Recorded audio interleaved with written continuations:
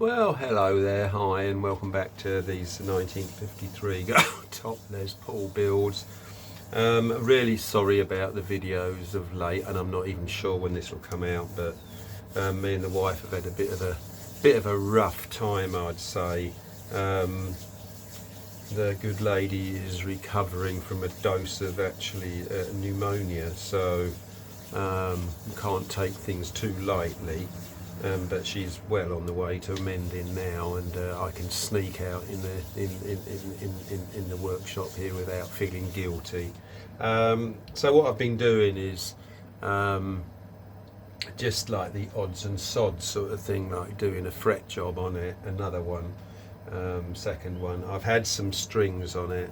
Now at this stage I've actually done the relicking on it, and I am I've used a lot of different techniques than I have done in the past, and I've wanted a very specific look for it, and I've worked trying different techniques and things like that, and I'm just buzzing. I can't wait to show you, but I want the guitar finished before I do.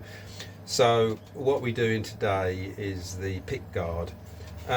Now funnily enough, people have asked me, like, oh, you've done these drawings, you know, it's kind of precious drawings, if you like, why haven't you printed them out and just used the prints and save the drawings? Well, there's good reason for that. This is like almost like a plastic film, and it doesn't stretch, which is a very poignant thing, and it is actually pretty tough. Now, a lot of things on the guitar that you do, you can't really measure accurately and reproduce those measurements on a piece of wood. I mean, for instance, like, you know, the inside cavity of the control cavity. I mean, how could you measure that, and all the cuts and everything like that? The only way I can realistically do that is trace it, which I did, and you know, then you get a much more, you know, you get an exact copy of the thing. Things like the truss rod cover as well, you know, just little bits like that. And even if you wanted to do like a technical drawing of the cover plate with all the, you know, with all the radii on it and angles and kind of thing like that, it would be so difficult to do. But if you draw around the original with a, you know, a really good quality drafting pen, you're going to get within like 1/4 of a millimeter, you know, which is, you know, which is better than you're going to do trying to transfer dimensions. Now, if I'd have taken a print of this, I mean, when I started work back in 1977, I was a draftsman, and I worked in drafting for a good 10 years. And the thing is that I know that when you take prints of these drawings, these film drawings, the prints don't come out accurately. You know, they're stretched in certain dimensions, and some printers do it differently. Mainly, you know, this would go around a roller, and we know, with the paper on it, sort of thing, and then the print would be taken, and the inaccuracies between the print and the original can be, you know, a number of millimeters. And especially even if you scan things in the modern printing, even with scanners, certain scanners stretch an XY, and either an X direction or a Y direction, or both even. I mean, I've actually made some wooden clocks in the past, and the way you have to do it when you do cogs is basically, you know, even if, you know, your printer doesn't, your scanner won't, some scanners won't make the cog round. You almost have to print out 1/4 of it, then copy that and paste it together. And then when you also get a paper drawing, You know, if you cut something out and glue it on wood, you know, you use that, like, you know, use this glue or something or whatever, and as you stroke it on the wood it'll stretch. So this is why I stick to the original drawing. And what I've done here, this is a drawing around the pickguard. Now I know it was the original pickguard on the guitar just by the plastic, it was so old, and I've done, you know, I held it up to the window and I did this paper cutout of it that's exact there, and this is what made me very pleased. So that is an accurate 53. That is an accurate 1953 pickguard. Now the thing you notice on this as well is, like, some of the pattern ones, you know, are wrong. So you can see that that long edge is not a straight edge, it's actually got a concave curve in it. And I have an original 59 pattern that I've got as well. I think this was actually a purchased one, a part of a purchased set of templates. It might have been the Bartlett ones or whatever, but that's it. It's interesting because if you look at it, it's a very good one, because you can see that, you know, apart from obviously the P90 routes, it's exactly the same. You know, it's really good. So that's a nice thing to know. Plus the fact on here as well is you can see the straight edge down here does not line up with the straight edge where it butts against the pickguard and butts up against the fretboard. And also this cutout for the front pickup is deeper. And if we just take an example, I mean, you know, this is all just eyeballing, but you know, we can see that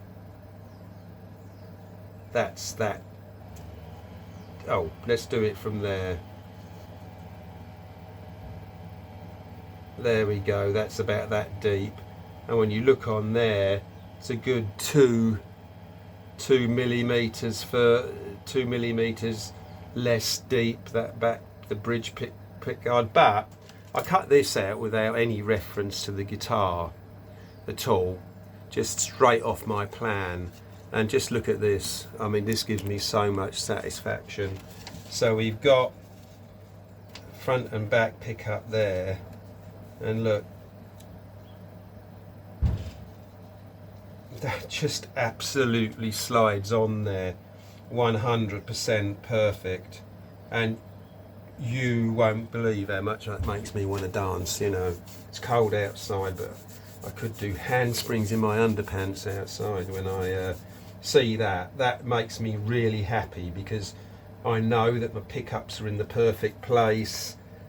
Everything is cool with that. So that is really, really pleasing. You know, I've not had to make any adjustment to that at all. Just drew round it on the plan, cut it out, it fitted on, and I just thought, wow, fantastic.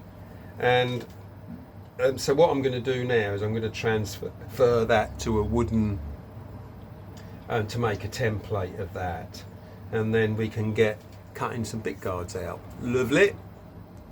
Okay, right, here we go. I've made a wooden template. It didn't take too long, but you know, obviously when you make a template, you know, it's quite it's thicker usually, because it just makes it easier to work with.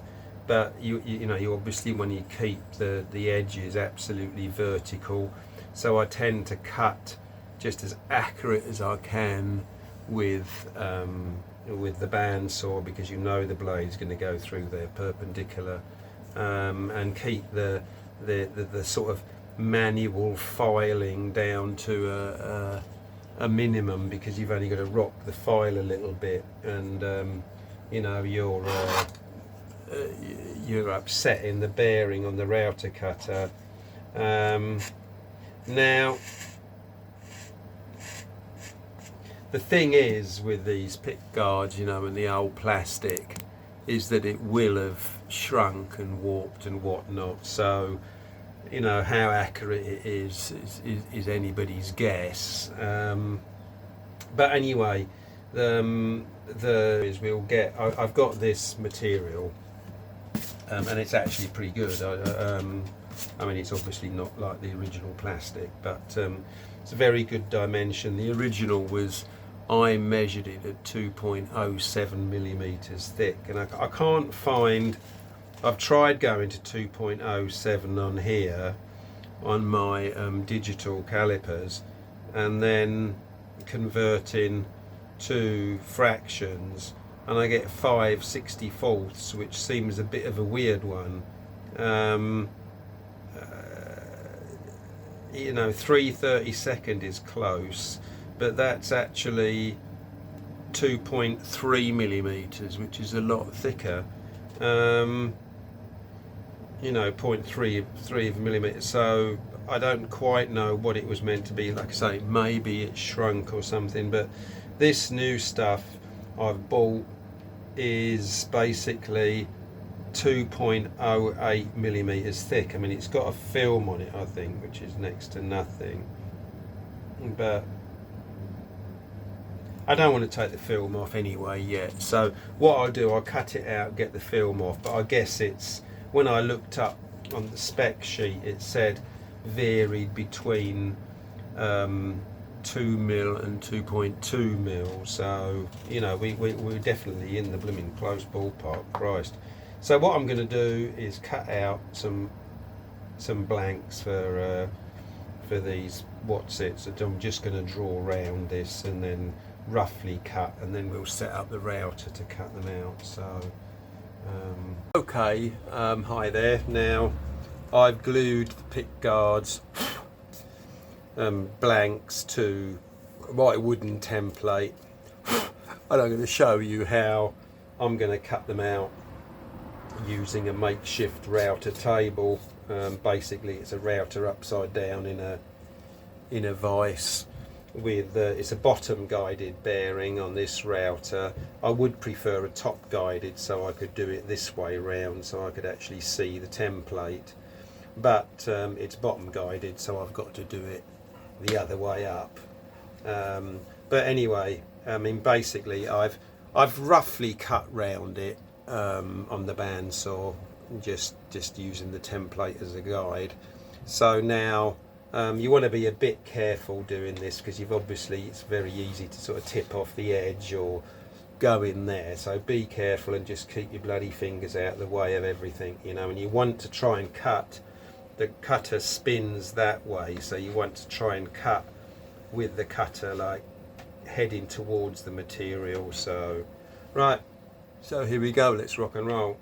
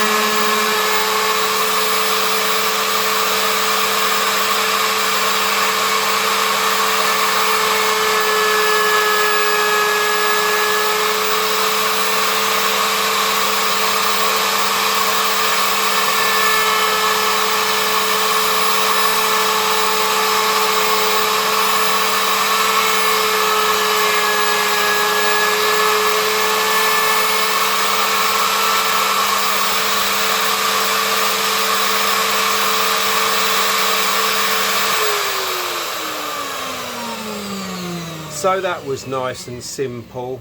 Yeah, we're all we're all pretty good. I might go round this corner again actually.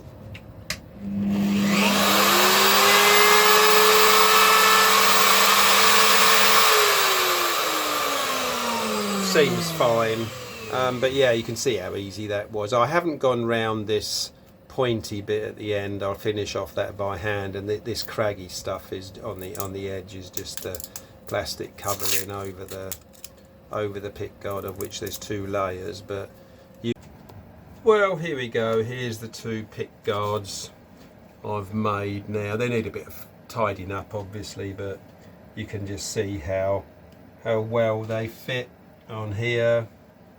Really nice, both of them. So you know, that's great. We've got all that done. Well, hi ladies and gentlemen, and here's the last of the 53s completed now. This is the all gold one, and like I said in the last few videos or whatever, at some point I kind of said that, you know, I needed to regain my enthusiasm after doing the wood grain back with the trapeze tailpiece to getting on with this, and I'm glad I did wait a little bit of time really, because this one, you know, like I say, it didn't start off as my favourite, but you never really know quite how things are going to turn out, and I actually really seriously like this one now. It's kind of really surprised me, you know, how it's come out. I can't distinctly say which one I prefer, but yeah, I really like this. I mean, I don't know, I mean, let's just give you a flip over of it sort of thing. So here's the back, you know, and it's just turned out really nice, quite surprisingly, not surprisingly, but it's surprising to me, because I thought I'd always prefer the trapeze one, but this one, it just looks nice. I mean, I don't know what you can see from the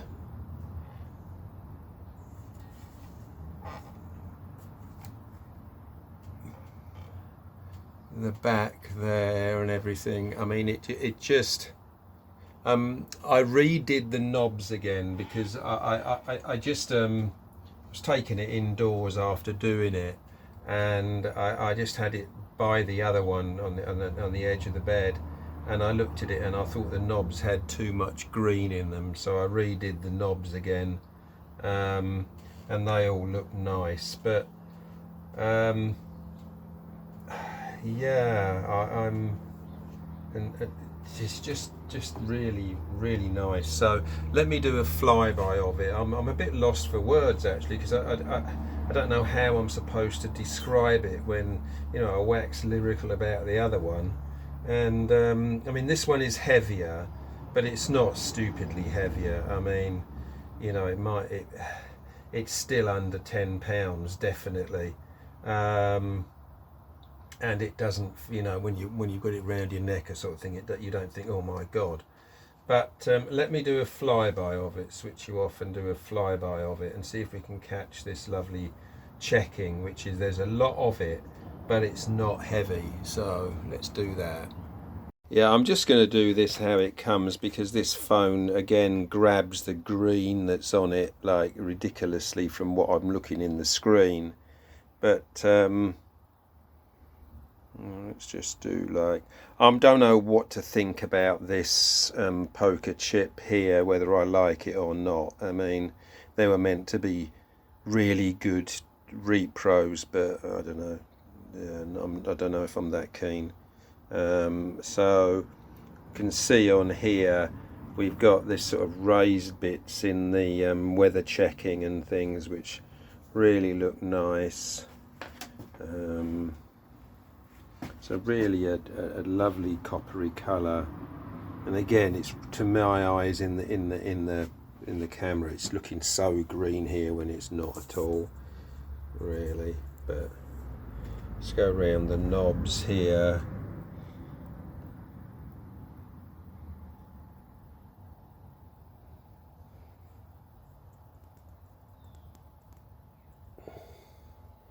So again, you can see on here how our careful neck alignment worked out really well. You can't see the bottom of the pickup cover, and these ones, as I said before, are really shallow. These really thin 52 ones are really shallow, but you can see how close the pickup is to the strings with minimal pole unscrewing on there. We've got the wraparound bridge on this, and that's nicely aged. Again, going up the fretboard, you can see that lovely fretboard, like you know, it's Brazilian rosewood, but it's nice and light and dark sort of thing, which I really like. It looks really good. Let's tip it over. You know, we can have a look on the sides here, and you can see the, you know, the relicing and stuff, and how nice the binding is colour wise. You know, suitably stained but not ridiculous. Right, okay, let's have a look at the back of it now. And you've got this, you know, the typical edge wear kind of thing that you'd have, with the relicing on it again, coming round here, and it doesn't look, you know, it's not overly overdone sort of thing. You know, a bit of belt buckle wear, nice along here again, and we can see, let's do the back of the neck. It's not, again, not ridiculously worn. You know, it's just looking like nice. And I'm like I say, I'm a bit lost for words on it, because I just didn't expect, I thought, oh, this will look okay, and I didn't expect it to look just so good, to come out so good. You know, I kind of had, you know, a real clear idea of what I wanted the other one to look like, and this one I didn't. And there's a bit of dust on there, but you know, kind of this one, I kind of just let it find its own. It's a, you know, nice relicing on there, looks nice and old. You know, all the screws are the proper screws and all relicked.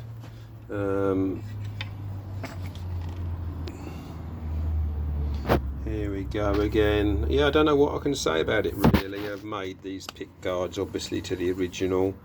So I'm just well pleased with it, and let's put you back on the stand. Well, here's the all gold one, all finished.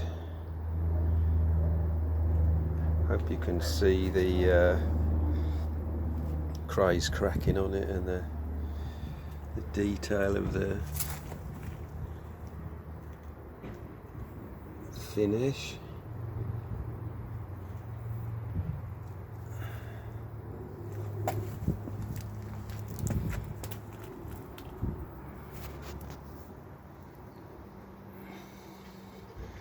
And this lovely fretboard that came out, really like that.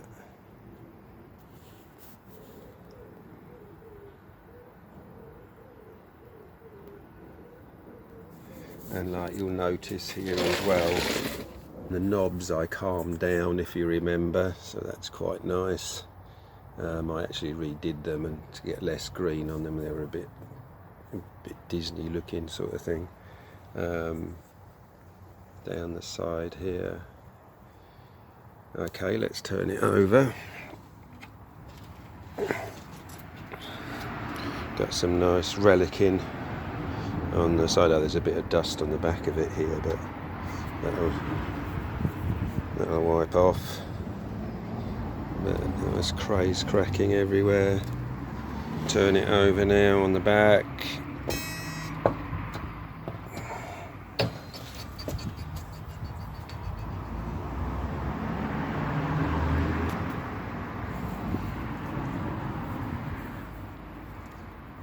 I mean, although the relicing looks quite heavy in some places, it's not like ridiculous. You know, I think it's just nice sort of thing. So there we go.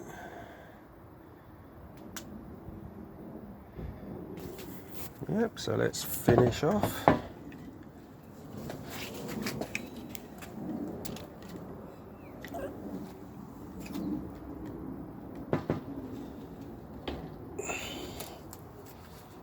There we go. Let's go and get the other one and put both together. Right, here they are both together. It's a really nice sight, isn't it?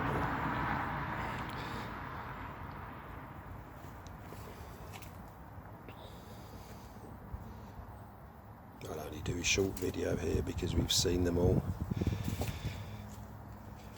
There